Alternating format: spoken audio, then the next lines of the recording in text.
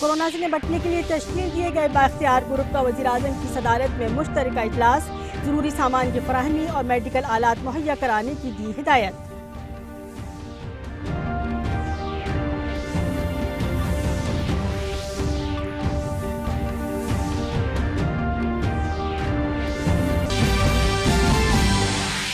मुल्क में कोविड-19 के एक्टिव केसेस की तादाद हुई 2650, 68 अफराद की गई जान, 183 हुए सेहतयाब।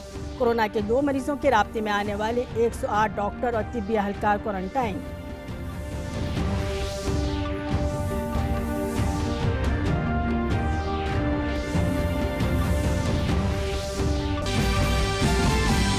वज़ीर सेहत हर्षवर्धन ने दिल्ली में LNJP अस्पताल के 1500 बिस्तरों वाले कोविड-19 शोबे का किया दौरा, सूरत हाल का लिया जायजा, सेहत अहलकारों के साथ ताउन की गुजारिश की।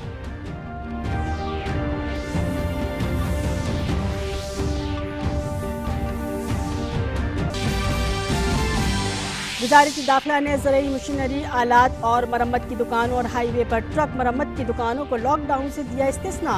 चाय की सनत को भी इस्तिस्ना। रियासती आफात बंदोबस्त फंड के लिए 11,092 करोड़ रुपये जारी।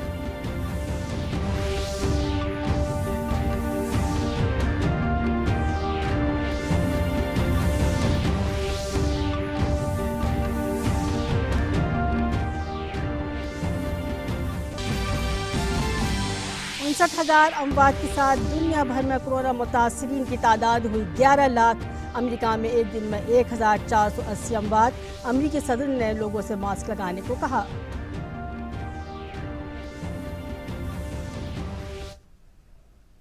आदाब, 3 बजे के खबरनामे में आपका खैर मकदम है। मैं हूं सबिया खान। खबरें तफसील से। वज़ीर-ए-आज़म नरेंद्र मोदी ने मुल्क में कोविड-19 के सिलसिले में सरगर्मियों का अंजाम देने के लिए मनसूबाबंदी और निफाज करने के लिए कायम बाख्तियार ग्रुपों के साथ आज मुश्तरका मीटिंग की सदारत की। वज़ीर-ए-आज़म ने ट्वीट करके इस मीटिंग की जानकारी दी। वज़ीर-ए-आज़म ने मीटिंग के दौरान अस्पतालों, ज़रूरी आइसोलेशन और क्वारंटाइन सहूलियात वगैरह से मुताल्लिक तैयारियों का जायजा लिया। वज़ीर-ए-आज़म ने मुताल्लिका ग्रुपों और अफसरान को ज़रूरी तिब्बी साजो सामान की तैयारी और फराहमी की हिदायत दी।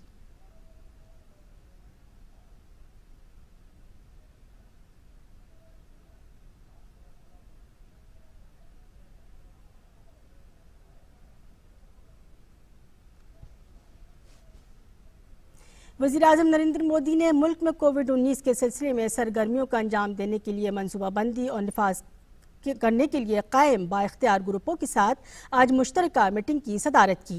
वज़ीर-ए-आज़म ने ट्वीट करके इस मीटिंग की जानकारी दी। वज़ीर-ए-आज़म ने मीटिंग के दौरान अस्पतालों, ज़रूरी आइसोलेशन और क्वारंटाइन सहूलियात वगैरह से मुताल्लिक तैयारियों का जायजा लिया। वज़ीर-ए-आज़म ने मुताल्लिका ग्रुपों और अफसरान को ज़रूरी तिब्बी साजो सामान की तैयारी और फराहमी की हिदायत दी।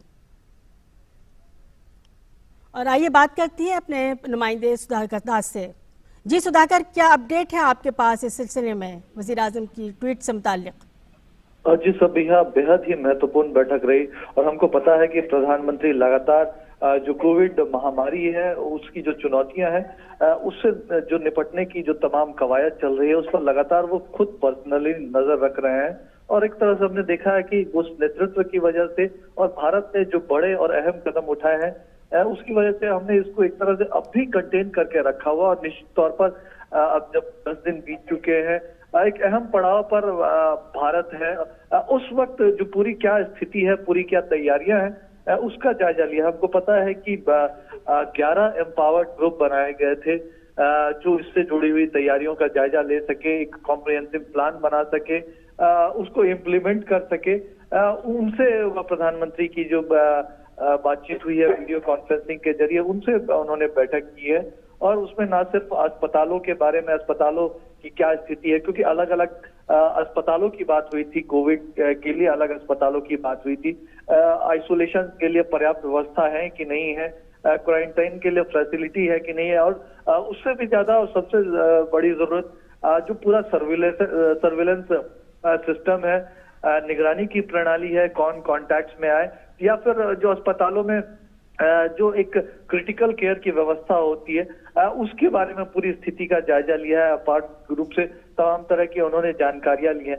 इसके साथ ही आपने जैसा जानकारी भी दी, उन्होंने चाहे पीपीई हो, पर्सनल प्रोटेक्टिव इक्विपमेंट्स हो, मास्क हो, ग्लोव्स हो, वेंटिलेटर हो और जो जरूरी दवाइयां या अच्छा जो सामान हो सकते हैं इस वक्त जिसकी जरूरत पड़ सकती है, उसको लेकर पूरी क्या स्थिति है उसके बारे में जानकारी ली। हमको पता है सबीहा, ये जो एम्पावर्ड ग्रुप बनाया गया था जिसमें अलग अलग मंत्रालयों के जो तमाम बड़े अधिकारी इसमें शामिल हैं और खास तौर से इसको जो सेक्रेटरी रैंक के जो अधिकारी हैं ये अलग अलग एम्पावर्ड ग्रुप्स को वो हेड कर रहे हैं और सेक्रेटरी स्तर के सदस्य इनके सदस्य भी हैं। नीति आयोग के सीईओ भी एक ग्रुप को हेड कर रहे हैं, एक नीति आयोग के मेंबर भी एक ग्रुप को हेड कर रहे हैं। तो एक तरह से एकजुट होकर एक तरह का प्लान हो, उसमें क्या किस तरह की समस्याएं आ रही हैं उसको देखने की स्थिति हो और साथ ही साथ क्या पॉलिसी बनाया जा सकता है, उसको कैसे इम्प्लीमेंट किया जा सकता है, उसके लिए ग्रुप बनाया गया था। और आपको याद होगा ये जो ग्रुप बनाया गया था, मैं ग्रुप के बारे में भी एक बार आपको जानकारी देना चाहूंगा। एक ग्रुप मेडिकल इमरजेंसी और मैनेजमेंट प्लान को लेकर था। अगर किसी तरह की मेडिकल इमरजेंसी आती है उस तरह की स्थिति में किन तमाम चीजों की जरूरत होगी उस पर काम कर रहा। दूसरा ग्रुप जो था जो अस्पतालों की उपलब्धता, आइसोलेशन सेंटर की उपलब्धता, क्वारंटाइन फैसिलिटी हो, डिजीज सर्विलेंस टेस्टिंग और क्रिटिकल केयर जिसकी बात प्रधानमंत्री ने अपने ट्वीट के जरिए भी की है। तीसरा जो ग्रुप था वो जो इक्विपमेंट्स की बात हुई है, पीपीई की बात हो, मास्क, ग्लव्स, वेंटिलेटर, इसके अलावा जो प्रोडक्शन और प्रोक्योरमेंट जो दवाइयों की जाती है या फिर अगर इंपोर्ट करने की जरूरत है या उसको सही जगह पर अस्पतालों तक पहुंचाने, तीसरा ग्रुप उसके लिए था। चौथा ग्रुप जो ह्यूमन रिसोर्सेस और कैपेसिटी बिल्डिंग कैसे की जा सकती है। एक यूनिक चुनौती हमारे सामने है और लोगों को ट्रेनिंग सहित कई तमाम चीजों की जरूरत पड़ेगी, तो उस समय कैपेसिटी बिल्डिंग कैसे की जा सकती है। जो पांचवा जो अहम हिस्सा इस ग्रुप का था, एम्पावर्ड कमेटी जो बनी थी, जो सप्लाई चेन उसको लगातार, क्योंकि लॉकडाउन का पीरियड है तो सप्लाई चेन और जो लॉजिस्टिक मैनेजमेंट उसमें किसी तरह की कोई परेशानी नहीं आनी चाहिए, चाहे वो फूड हो चाहे दवाइयां हो, तो उसके लिए एक ग्रुप बना हुआ था। एक और जो छठा ग्रुप बना था वो अलग अलग सेक्टर्स कैसे इसमें अपनी भूमिका निभा सकते हैं, चाहे प्राइवेट सेक्टर हो, एनजीओ हो, अंतर्राष्ट्रीय संस्थान हो, तो उनके साथ मिलकर कैसे कार्रवाई की जा सकती है। एक और ग्रुप जो इकोनॉमिक और वेलफेयर मेजर्स, हमको पता है कि 1,70,000 करोड़ रुपए का प्रधानमंत्री गरीब कल्याण पैकेज, तो उसका सही तरीके से इम्प्लीमेंटेशन कैसे हो सकता है, सोशल डिस्टेंसिंग के नॉर्म्स को फॉलो करते हुए सही जानकारी लोगों तक पहुंचना जरूरी है। इसके लिए एक एम्पावर्ड ग्रुप बनाया गया था, इंफॉर्मेशन कम्युनिकेशन और पब्लिक अवेयरनेस के लिए। एक और ग्रुप जो तकनीकी तौर पर सही डाटा उपलब्ध हो तो एक तरह से एनालिसिस सही तरीके से हो सकता है और उसके लिहाज से कदम उठाए जा सकते हैं, उसके लिए एक ग्रुप था।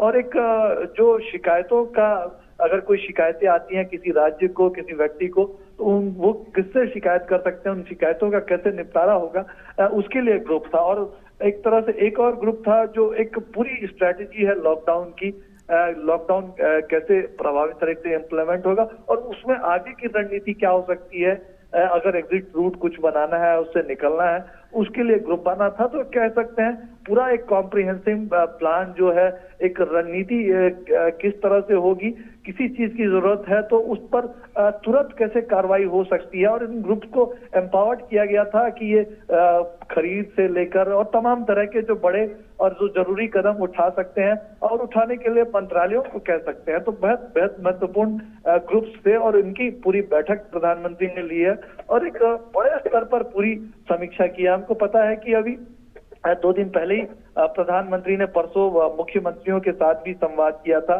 और काफी अहम था ये पूरा संवाद।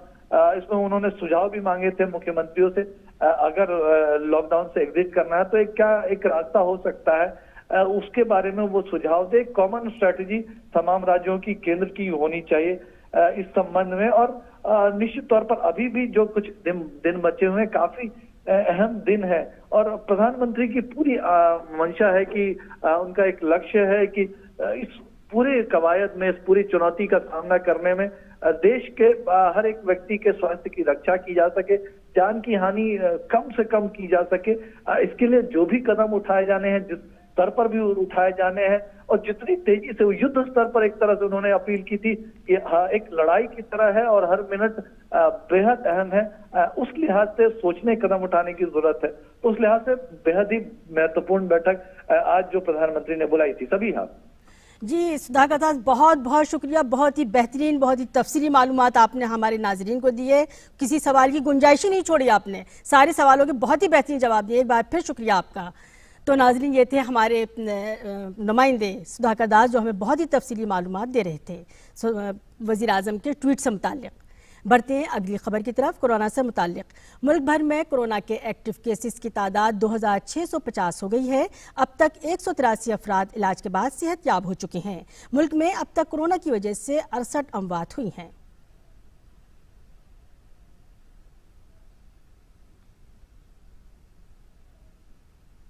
मरकजी वजीर सेहत डॉक्टर हर्षवर्धन ने दिल्ली के लोकनायक जयप्रकाश नारायण अस्पताल पहुंचे, जहां उन्होंने कोरोना वायरस वबा से निपटने के लिए की गई तैयारियों का जायजा लिया। वजीर सेहत ने डॉक्टरों के साथ ज्यादती करने वालों के खिलाफ हिदायत जारी करने पर वजारत दाखिला की तारीफ की। लोकनायक अस्पताल में लगभग 2000 बेड्स की व्यवस्था की गई है, जिसमें 1500 बेड्स तो लोकनायक अस्पताल में और 500 बेड्स जीबी पंत हॉस्पिटल में। इस समय मैंने देखा कि यहाँ करीब 290 कोविड के पॉजिटिव या सस्पेक्टेड ऐसे कुल मिला के मरीज एडमिट हैं, जिसमें से 5 मरीज आईसीयू में हैं। वो थोड़ा सा उनको ऑक्सीजन सपोर्ट पर है, वेंटिलेटर इत्यादि पर नहीं है। मैं होम मिनिस्ट्री को निश्चित रूप से बधाई देना चाहता हूं कि उन्होंने कल निर्णय लिया है कि एनएसए के कानून के अंतर्गत ऐसे लोग जो हमारे डॉक्टर्स को या हमारे हेल्थ सिस्टम के साथियों को जो कि कोरोना वायरस वॉरियर्स की तरह काम कर रहे हैं, अगर कोई भी टारगेट करेगा तो उसके खिलाफ सख्त से सख्त कानून इस्तेमाल किया जाएगा। दिल्ली के वजीर सेहत सतिंदर जैन ने बताया है कि दिल्ली में अब तक कोरोना के 386 केस सामने आ चुके हैं। इनमें से 259 केसेस का ताल्लुक तबलीगी जमात से है। उन्होंने बताया कि सबकी रिपोर्ट्स आने के बाद असल तादाद का पता चलेगा। कल रात तक की जो सिचुएशन है उसके टाइम पर 386 पॉजिटिव पेशेंट दिल्ली के अंदर हैं और 386 में से 259 मरकज के हैं, मरकज मस्जिद के हैं, यानी 2/3 67% लोग जो हैं सिर्फ एक ही जगह से हैं। बाकी पूरी दिल्ली के जो बाकी पेशेंट है वो सिर्फ 33% है। और ये सारे पेशेंट जो आए थे इकट्ठे, 2 दिन से कोई नया पेशेंट तो नहीं आया है, पर उनकी टेस्टिंग रिपोर्ट्स आ रही हैं। तो आज भी काफ़ी सारे लोगों की रिपोर्ट वेटेड है। आज मुझे लगता है जो हॉस्पिटल में उनकी रिपोर्ट्स तो आज आ जाएंगी, बाकी जो क्वारंटाइन में उनकी रिपोर्ट्स भी 2-3 दिन में सबकी आएगी। तो उसी की वजह से नंबर जो बढ़ा है। और नाज़रीन, रुकते हैं एक मुख्तसर से वक्फे के लिए, जल्द हाजिर होंगे।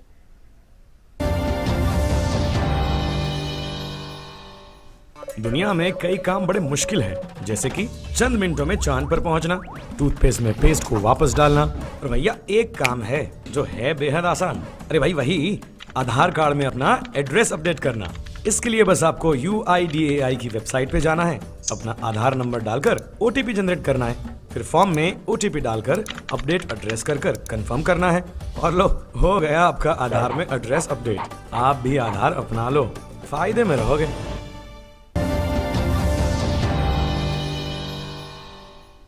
वक्फे के बाद एक बार फिर आपका खैर मकदम है।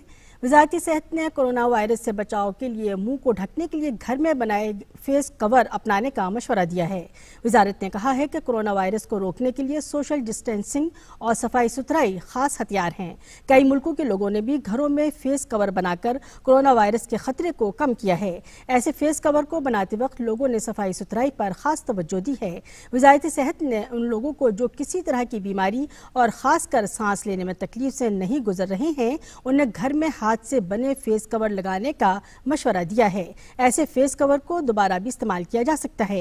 ये मशवरा उन लोगों के लिए भी है जो किसी काम से घरों से बाहर निकलते हैं। वज़ारत सेहत ने इलाज व मालजे से मुताल्लिक अफराद के लिए और कोविड-19 के मरीजों का इलाज करने वाले डॉक्टरों और नर्सिंग स्टाफ और ऐसे मरीज जो कोरोना वायरस से मुतासिर हों या उनके राब्ते में आए हों, उन्हें घरों में बने फेस कवर को इस्तेमाल नहीं करने का मशवरा दिया है। वजारत ने यह भी मशवरा दिया है कि लोग इस तरह के वो फेस कवर रखें जिन्हें बार बार साफ करके इस्तेमाल में लाया जा सकता है। ऐसे फेस कवर को पहनने से पहले हाथ धोना और उतारने के बाद हाथ धोने को जरूरी बताया है।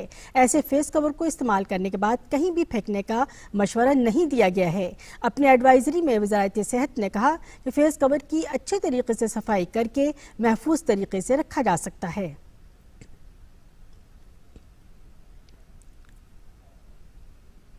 कोविड-19 के मद्देनजर मुल्क गिर लॉकडाउन के दौरान जरूरी सामान की सप्लाई चेन को बहाल रखने के सिलसिले में रियासतों को पेश आ रही मुश्किलात के बारे में वजारत दाखिला ने वजाहत की है।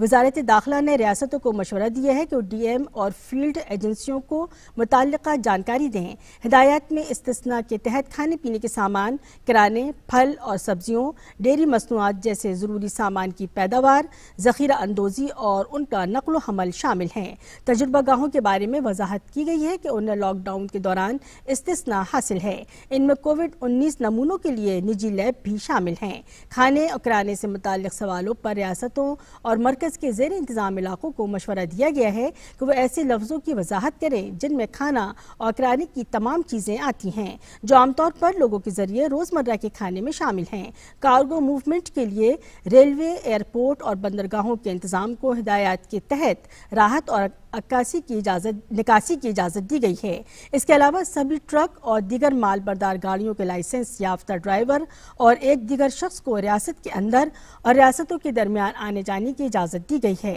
रियासतों के जरिए पास मुहैया कराने वाले अफराद की आमद-रफ्त को भी साफ सफाई और सोशल डिस्टेंसिंग का ख्याल रखते हुए इस्तिस्ना दिया गया है।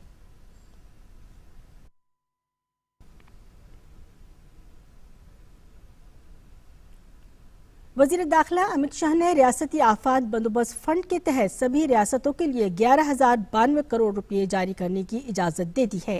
मरकज़ ने रियासती सरकारों के पास फराहम फंड में इजाफा करने के लिए 2020-2021 के वास्ते state disaster risk management fund की पहली किस्त पेशगी के तौर पर जारी कर दी है। दरअसल वज़ीर आज़म नरेंद्र मोदी ने जुमेरात को मुल्क के सभी वज़राए आला से वीडियो कॉन्फ्रेंसिंग के जरिए बात की थी। इसमें कोविड-19 की रोकथाम के लिए रियासती सरकारों को इजाफी रकम फराहम कराने की बात सामने आई थी। इसके मद्देनजर वज़ारत दाखिला ने state disaster risk management fund में 11,092 करोड़ रुपए की रकम जारी की है, ताकि इससे नमूना जमा करने और स्क्रीनिंग के अलावा हिफाजती सामान, सरकारी अस्पतालों के लिए thermal scanner, ventilator, air purifier और दीगर अशिया खरीदी जा सकें। मरकजी वजारत दाखिला ने नए रहनुमा हिदायत जारी की हैं। वजारत दाखिला ने लॉकडाउन से छूट वाली खिदमात की लिस्ट में इजाफा किया है। अब खेती से मुताल्लिक मशीनों, उनके स्पेयर पार्ट्स और रिपेयरिंग से मुताल्लिक दुकानें लॉकडाउन के दौरान भी खुली रहेंगी। वहीं शाहराहों पर ट्रक की मरम्मत की दुकानें, चाय सनत में ज़्यादा से ज़्यादा 50% मेहनत कशों के साथ प्लांटेशन को भी छूट दी गई है।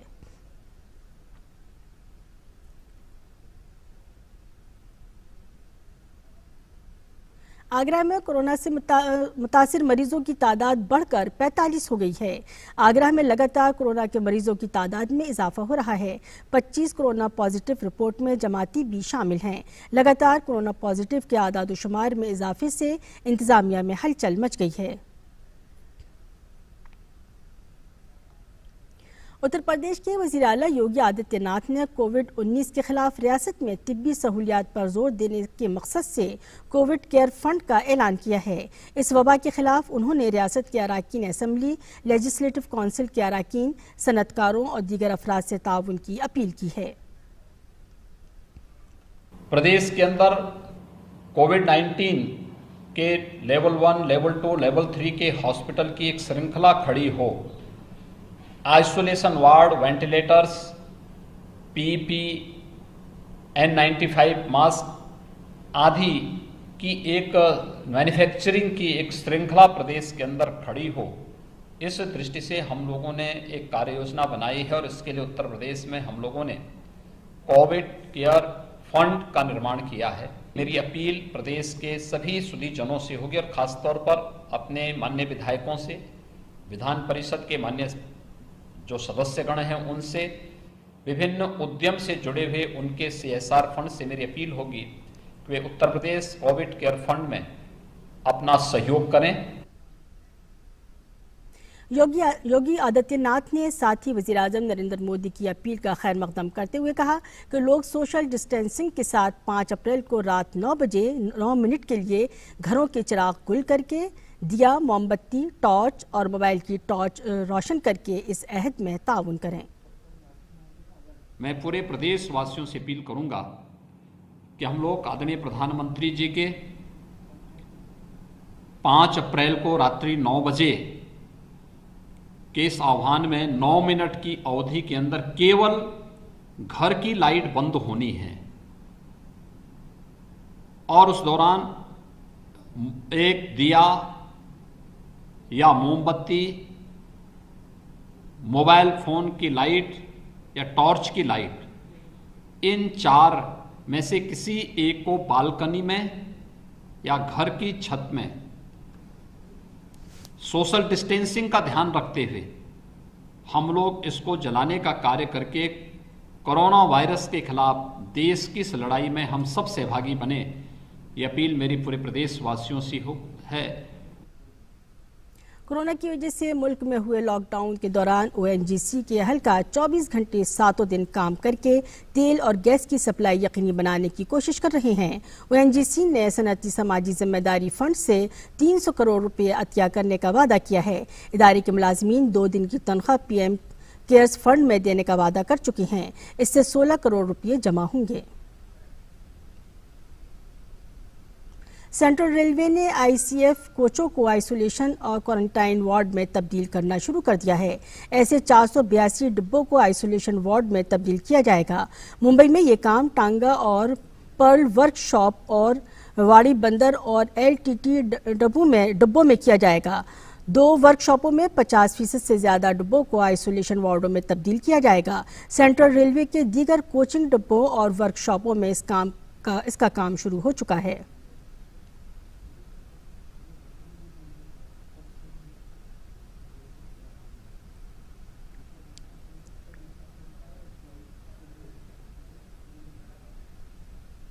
कोरोना के खिलाफ जंग में वाहिद धारदार हथियार है आइसोलेशन।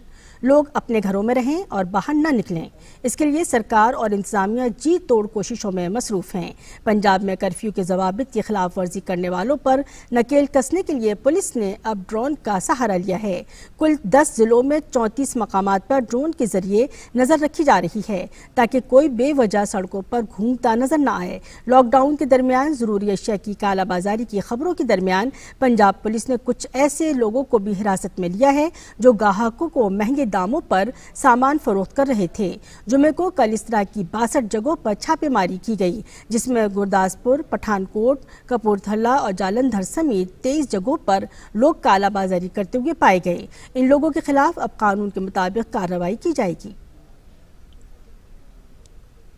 कोरोना वायरस के खिलाफ भारत की जंगी सलाहियत को फरोग देते हुए दिफाई तहकीक और तरक्की तंजीम DRDO ने मुख्तलिफ शोबों को सैनिटाइज करने की टेक्निक ईजाद की है। DRDO ने एक बयान में कहा है कि दिल्ली में वाक़े आग, धमाका खेज और माहौलियाती तहफ़्फ़ुज़ के मरकज़ CFEES ने सैनिटाइजिंग आलात को 2 तरह से तैयार किया है। आग बुझाने की टेक्निक को फरोग देने के दौरान ये टेक्निक फरोग पाई। सैनिटाइजिंग आलात के 2 किस्म को फरोग दिया गया है। इसमें पहले को पीठ पर लेकर चला जा सकता है, दूसरे आले को ट्रॉली की शक्ल दी गई है। पीठ पर ले जाने वाले आले को सैनिटाइज करने वाले मुलाजिम कहीं भी ले जा सकते हैं और इससे 300 मुरब्बा मीटर खित्ते को इन्फेक्शन से पाक किया जा सकता है। इसके इस्तेमाल से अस्पताल, डॉक्टर के कमरे, दफ्तर, गलियारे, मेट्रो, रेलवे स्टेशनों वगैरह पर छिड़काव किया जा सकता है। DRDO ने कहा कि ट्रॉली की शक्ल वाले आले की मदद से 3000 मुरब्बा मीटर खित्ते को इन्फेक्शन से पाक किया जा सकता है। बयान में कहा गया है कि इन आलात को फौरी इस्तेमाल के लिए दिल्ली पुलिस को फराहम कराया जा रहा है। जल्द ही निजी शोबों के ताउन से इन्हें दीगर एजेंसियों को भी फराहम कराया जाएगा।